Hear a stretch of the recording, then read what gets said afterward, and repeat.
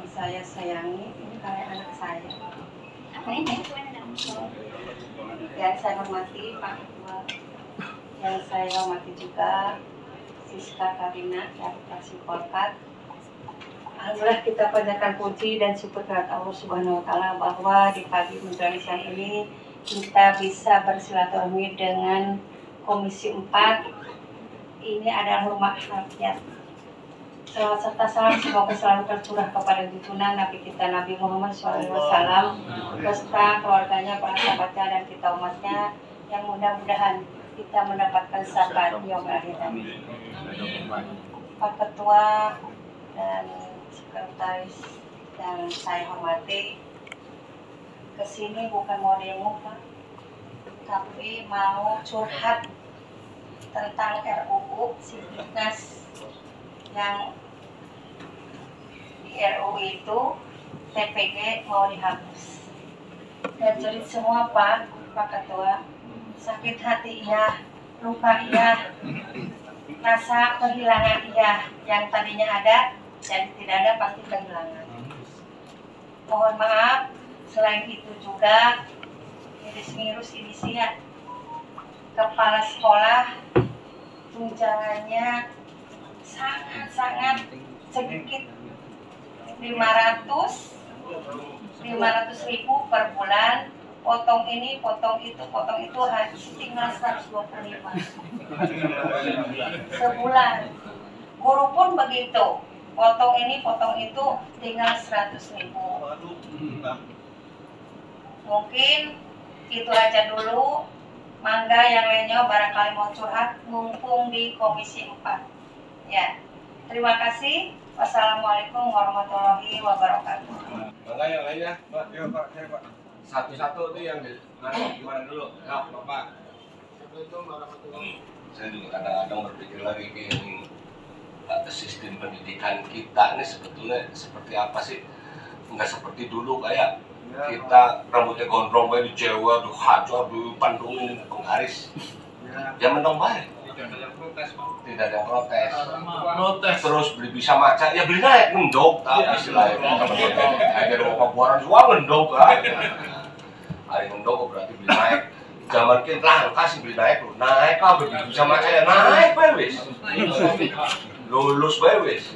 Sampai di SMP yang akan dilakukan oleh pemerintah seperti apa. Kalau protes-protes tidak keras, ya kita siap melu mana. Bila perlu kita melu demo ya. Dan bukaan jadi kita siap. Ada nabi kita di guru Pak. Protes PNU umat kita. Dosen pada baik. Hidup. Iya. Ayo ketua PGRI. Siap kita dan Pak Bupati tanda tangan dukungan. Begitu. Tapi kalau bisa Cirebon ya percuma. Iya. Begitu kan? Nah, nanti saya juga coba akan lobby-lobby dengan teman-teman di DPR RI. Kebetulan kan anak fraksi PDI ada kan ngomongnya kan. Dari fraksi Golkar juga ada orangnya begitu yang bisa mengusahakan agar undang-undang yang baru yang akan disahkan barangkali bisa merubah semua itu. Termasuk saya akan lobby-lobby teman-teman dari fraksi lain juga. Ayo bareng-bareng sih, kan bareng-bareng untuk memperjuangkan ke DPR RI agar, karena ini pusatnya ada di DPR RI. Tentunya ini yang menjadi regulator di sana ini DPR RI kan gitu kan. Presiden sebetulnya kalau DPR RI nggak setuju ya belum bisa. Kan gitu. Nah itu barangkali coba saya ingin tahu dari Dinas Pendidikan nih, ada Mas Jen yang barangkali bidang kadang-kadang sering madak ya.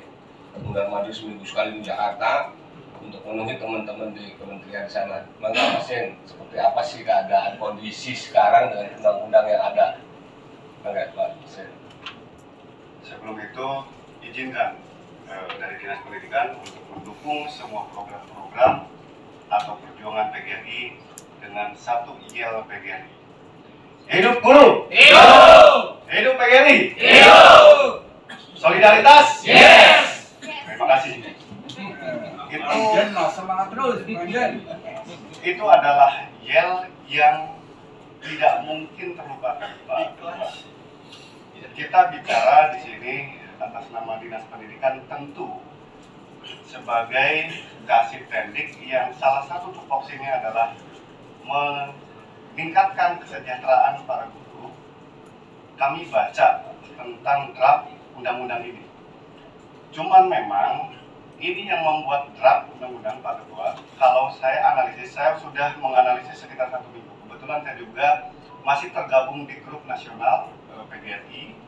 Beberapa ketua umum juga meminta pandangan dari kita. Memang ini pemerintah, dalam hal ini Kementerian Pendidikan tidak melihat hierarkinya. Hierarki adanya Undang-Undang Nomor 14 Tahun 2005 itu tanda kutip diabaikan. Karena apa? Ini sendiri di sini ada naskah akademis, tetapi kontraproduktif dengan naskah akademis pada waktu awal pembuat Undang-Undang Guru dan Dosen. Jadi hierarkinya saya coba merekonstruksi sejarahnya dulu adanya undang-undang ini. Dulu itu kenapa adanya undang-undang ini? Melihat dari ada 2 filosofis. Satu adalah supir angkot, kedua adalah hewan yang dilindungi saat itu. Undang-undang hewan yang dilindungi itu dari dulu ada zaman Belanda. Tetapi guru entitas yang tidak bisa tergantikan oleh apapun, yang menjadikan siapapun di negeri ini karena terkorelasi sama guru malah tidak dilindungi. Itu awalnya. Kenapa ke supir angkot? Supir angkot sejarahnya, kalau ada anaknya supir angkot lagi yang naik, kira-kira tarifnya dipinta atau tidak? Tidak. Nah, maka kemudian dulu itu anak guru susah banget untuk sekolah. Maka kemudian lahirnya undang-undang ini untuk mendistribusikan keadilan. Bukankah fungsi peraturan adalah untuk mendistribusikan keadilan? Nah, sayangnya memang di kita secara makro se-Indonesia bahwa tunjangan profesi ini hanya sebutan nomenklatur sertifikasi. Itu yang salah kaprah. Sertifikasi itu adalah bagian pemberian sertifikat bahwa seorang guru itu dijadikan guru profesional. Maka kemudian saat 2004, saat itu sebelum undang-undang ini lahir, namanya undang-undang guru saja, tidak ada dosennya. Lalu kemudian di akhir para dosen merapat untuk mencantumkan nama dosen karena sama sebagai bagian dari seorang guru. Maka nomenklatur dalam undang-undang itu silakan sama persis karena itu copy paste antara guru dan dosen. Itu awalnya. Tetapi faktanya alhamdulillah justru dosen yang paling nikmat. Karena apa? Tunjangannya itu include dengan gaji. Kalau guru 3 bulan baru jam telat gitu kan. Nah, itu awalnya. Nah, maka kemudian dulu sebelum undang-undang ini, kontroversi Undang-Undang 14 tahun 2005 ini dulu agak lumayan panjang Pak Ketua. Maka saat itu karena apa? Karena pemerintah itu berkorelasi atau dia mempunyai satu kewajiban untuk membayar tunjangan profesinya. Karena saat itu profesi yang diakui oleh pemerintah baru 2. Satu adalah pengacara, kedua adalah dokter. Nah, sedangkan guru yang melahirkan adanya pengacara, guru yang melahirkan adanya dokter tidak dijadikan profesi. Nah, saat itu akhirnya kita barter. Ini sejarahnya dengan pemerintah saat itu. Barternya apa? Pemerintah mengokekan undang-undang ini disetujui dengan dengan konsekuensi logis yang pemerintah memberikan tunjangannya karena dijadikan sebuah profesi, tetapi pemerintah mau agar setiap guru menjadi minimal harus S1. Maka dulu ada program namanya paksa sarjana. Paksa ya, bukan pasca. Jadi semua guru dipaksa jadi sarjana. Itu. Jadi kemudian kalau melihat draft undang-undang ini, bagi saya di situ masih diakui bahwa guru adalah profesi. Logikanya itu kontradiktif dengan tunjangannya. Kenapa tunjangannya tidak hadir? Gitu Pak Ketua. Tetapi mudah-mudahan ini juga kita sedang terus mempertanyakan apakah karena di situ ada nomenklatur, ada tunjangan khusus, ada tunjangan lain-lainnya.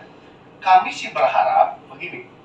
Secara kepemerintahan di Dinas Pendidikan setuju jika sertifikasi dihapus tetapi diganti dengan PPP yang lebih baik agar include dengan gaji.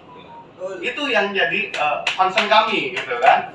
Karena apa? Sekali lagi, di situ di dalam undang-undangnya guru wajib menjadi profesi, tapi maaf faktanya ingin PPG aja sulitnya minta ampun. Banyak guru-guru yang belum juga lulus seperti itu. Jadi kata wajib itu yang kami khawatirkan ketika tidak lulus PPG, apakah masih disebut guru? Karena bahasa undang-undangnya wajib. Itu yang kita kita selalu berikan masukan kepada kementerian. Walaupun alhamdulillah itu masih katanya rancangan dan sebagainya, mudah-mudahan melalui dewan ini, karena maaf yang kami ketahui juga ternyata usulan itu tidak melalui komisi 10. Artinya ada secara etika melampaui yang yang menjadi kewenangannya bagian di komisi 10.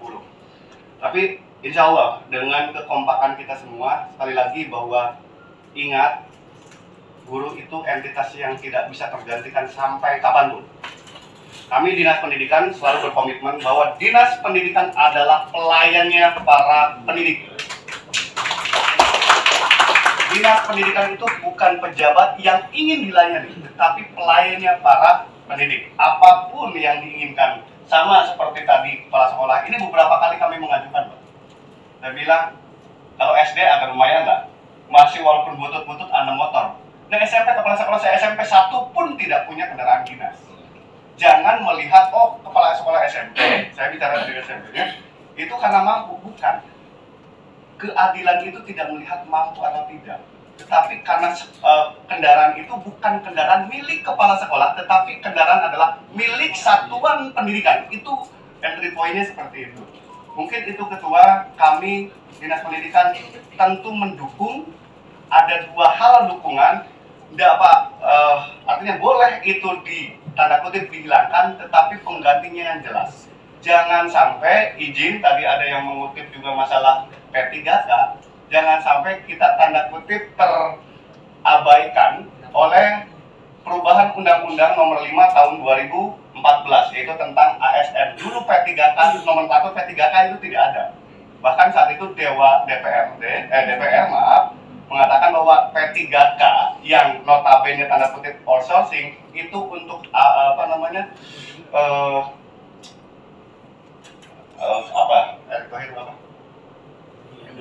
BUMN dan BUMD, karena di pemerintah tidak boleh outsourcing seperti itu. Lalu kemudian yakin Komisi 4 Bapak Ibu menyetujui atau mendukung, karena apa? Kalau P3K itu anggarannya daerah, kami habis semua anggarannya, nggak ada sama sekali. Maka untuk peningkatan SDM pun saya agak kebingungan karena anggarannya habis sama P3K, begitu ya Pak Ketua ya. Nah, berharap justru pemerintah jangan hanya rekrutmennya saja, tetapi dimohon penggajiannya pun dari sana. Supaya apa? Secara mikro Kabupaten Cirebon, jika kita mendapatkan anggaran dari sana, insya Allah secara perekonomiannya jalan. Gak mungkin guru dapat gaji, lalu di jalan-jalan ke Bali.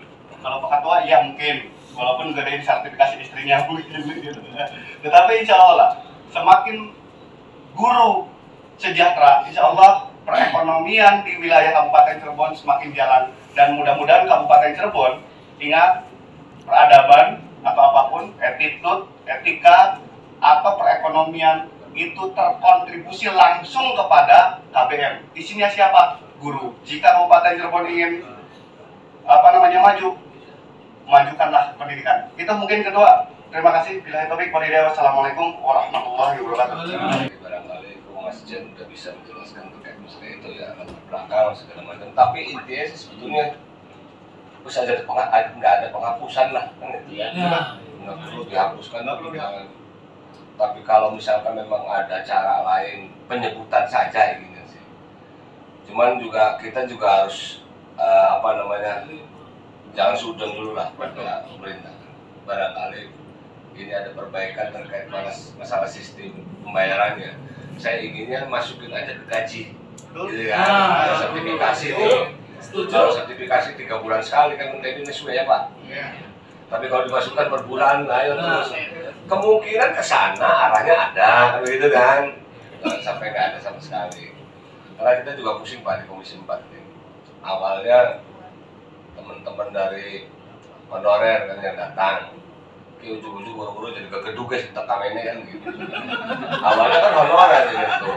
Honorer protes, Bapak Dewan, ya punten kita aku dibayarnya 150.000 per bulan lah. Iya kan teman, kita ya 300.000, paling gede-gedenya 500.000 honor.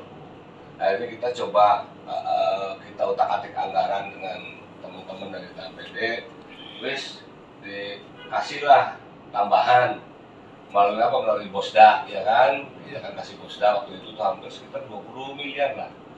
Nah, kita usulkan 20 miliar, akhirnya disetujui untuk teman-teman honor tambahan. Wis udah honor tambahannya udah tambahin, geruntupan nih masalah P3K, pengen sudah diangkat ke P3K. Ya sudah, kita usulkan rame-rame lagi P3K dulu tuh. Ribuan kita kirimkan, sukses semua kan gitu. Alhamdulillah Cirebon dapat banyak nih. Kuningan, tak bilang Kuningan, Birah Kuningan cuma berapa? 1.000 juga nggak ada gitu kan. Indramayu kecil, wah kita ketawa semua. Ternyata dibebankan kabupaten. Aduh, distribusi kali 10 yuk. Bok, juga mau coba teman. Oh, anggaran murah-marit. Memang kita berantakan di anggaran akhirnya Pak. Karena kita harus membiayai hampir 300 miliar buat teman-teman P3K. Nah sekarang bermasalah lagi nih, datang lagi barusan nih Pak Dewan, jadi kemudian kita melu tes kan, terus nggak lulus karena passing grade, ya kan hampir 1.000 sekian. Apakah kita kudu melu tes maning Pak Dewan? No bisa sih jauh beli perlu melu tes maning, kan itu kan? Yang nggak masuk ke passing grade. Oh yang tidak. Kan melas. Guru masih ribuan, cuma 900 sekian ya kemarin ya kita kuotanya. Jadi nanti kita coba akan berangkat ke sana. Cuman kita juga pikir-pikir lagi Pak. Jadi dulu mikirin pun baik. Anggarannya sih kan gede, begitu. Karena kita anggaran kita APBD hampir 4 triliun.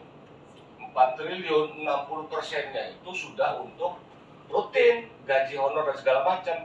Ditambah P3K yang baru, ya jebol Pak. Makanya aja pada protes, kolong jalan pada bolong. Iya kan masyarakat pada protes, jalan bolong segala macam, dan pemerintah nggak bisa ngurus dan segala macam. Udah beli bisa ngurus, uangnya dari mana? Kan begitu. Karena kewajiban pemerintah daerah harus membiayai apa yang sudah dituangkan dalam undang-undang. Undang-undangnya P3K harus dibiayai oleh pemerintah daerah.